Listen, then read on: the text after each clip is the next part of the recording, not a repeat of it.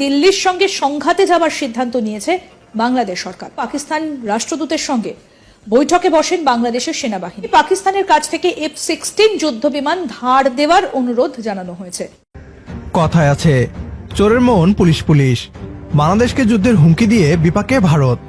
ভারতীয় দাদারা ভেবেছিল ভারতের মুখ থেকে যুদ্ধের হুঙ্কার শুনে বাংলাদেশ ভয় পেয়ে গোলামি করতে রাজি হয়ে যাবে। তবে এটা যে পুরনো বাংলাদেশ নয়, বরং রক্ত দিয়ে দ্বিতীয়বার স্বাধীনতা নিয়ে আসা ছাত্র জনতার নতুন বাংলাদেশ। ভারতের যুদ্ধের হুঙ্কারের জবাবে বাংলাদেশেরও যুদ্ধের হুঙ্কার। পাকিস্তানের সাথে মিলে ভারতের বিরুদ্ধে যুদ্ধের প্রস্তুতি নিচ্ছে বাংলাদেশ সেনাবাহিনী, এমনটাই দাবি করছে পশ্চিমবাংলার মিডিয়া।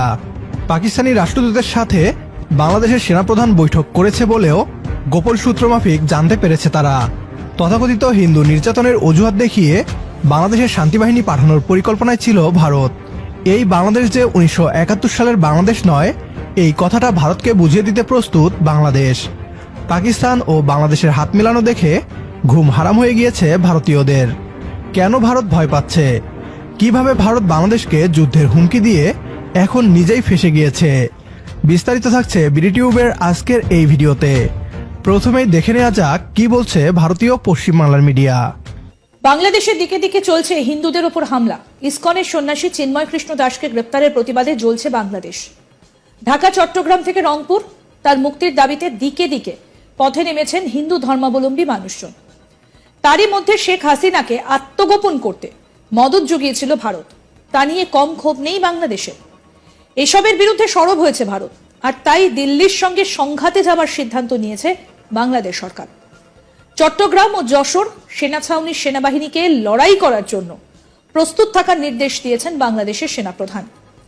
সূত্রের খবর, 3রা নভেম্বর রাতে বাংলাদেশে নিযুক্ত পাকিস্তান রাষ্ট্রদূতের সঙ্গে বৈঠকে বসেন বাংলাদেশের সেনাবাহিনী। তাতেই নাকি যুদ্ধের বিষয়ে নানা কথা বা আলোচনা হয়ে থাকতে পারে। ওই বৈঠকেই পাকিস্তানের কাছ থেকে F-16 যুদ্ধ বিমান ধার দেওয়ার অনুরোধ জানানো হয়েছে। পাকিস্তানের রাষ্ট্রদূত আশ্বস্ত করেছেন বিষয়টা রাওয়ালপিন্ডিতে জানাবেন তিনি। হাসিনা সরকারের পতনের পর থেকে অস্থির পরিস্থিতির মধ্যে দিয়ে যাচ্ছে বাংলাদেশ। শোনা যাচ্ছে ইউনূস সরকার পাকিস্তান থেকে ব্যাপক পরিমাণ গোলা বারুদ এবং বিস্ফোরক আমদানি করতে চলেছে। শেখ হাসিনার বিদায়ের পর বর্তমানে রাজনৈতিক অস্থিরতার মধ্যে দিয়ে যাচ্ছে বাংলাদেশ, আর যার ফলে সব থেকে চিন্তায় রয়েছে ভারত। সূত্রের খবর অনুযায়ী বাংলাদেশ সরকার পাকিস্তানের অর্ডিন্যান্স ফ্যাক্টরিকে প্রায় 40,000 রাউন্ড গুলি কেনার বরাত দিয়েছে। সেই সঙ্গে ট্যাঙ্ক, 40 টন RDX বিস্ফোরক এবং প্রায় 3,000 রকেটেরও অর্ডার দিয়েছে ঢাকা। চলতি বছরের সেপ্টেম্বর থেকে ডিসেম্বরের মধ্যে 3টে ধাপে বাংলাদেশকে এই গোলাগুলি দেবে পাকিস্তান। হাসিনা সরকারের বিদায়ের পর পাকিস্তান থেকে যেভাবে সামরিক সরঞ্জাম আমদানি করছে বাংলাদেশ, তা ঢাকা এবং ইসলামাবাদের মধ্যে সামরিক সহযোগিতার জোরদার হওয়ার ইঙ্গিত বলে মনে করছেন সামরিক বিশেষজ্ঞরা। এখানে পশ্চিমবাংলার মিডিয়া মিথ্যাচার করে বলছে বাংলাদেশ নাকি ইচ্ছা করে আগ বাড়িয়ে ভারতের সাথে সংঘাতে যাওয়ার সিদ্ধান্ত নিয়েছে। অথচ স্বৈরাচারী সরকারের পতনের পর থেকেই ভারত নতুন বাংলাদেশ বিরোধী ষড়যন্ত্র শুরু করে।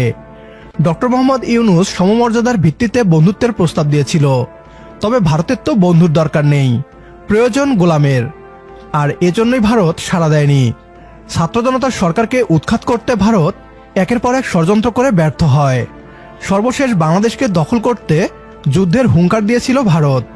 বাংলাদেশকে দখলের হুঙ্কার দিয়ে এখন নিজেই ফেঁসে গিয়েছে।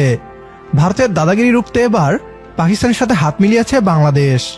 এতদিন বাংলাদেশকে পাকিস্তান থেকে দূরে সরিয়ে রেখে ভারত ফায়দা লুটেছে। নতুন বাংলাদেশে ভারতকে আর সেই সুযোগ দেয়া হবে না। ভারত বাংলাদেশকে আক্রমণ করলে পাকিস্তানও ঝাঁপিয়ে পড়তে পারে। এই আতঙ্কে এখন ভারতের কলিজা কাঁপছে।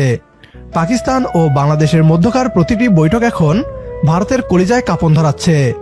ভারতের আগ্রাসন থেকে মাতৃভূমিকে বাঁচাতে প্রয়োজনে পাকিস্তানের সাথে সামরিক চুক্তি করা হোক। আমাদের সাথে একমত হলে কমেন্ট বক্সে ইয়েস লিখে জানিয়ে দিন আমাদের। সেই সাথে ভিডিও শেয়ার করে দেখার সুযোগ করে দিন আপনার বন্ধুদের। পরবর্তী ভিডিও দেখার আমন্ত্রণ জানিয়ে বিদায় নিচ্ছি আজ। আল্লাহ হাফেজ।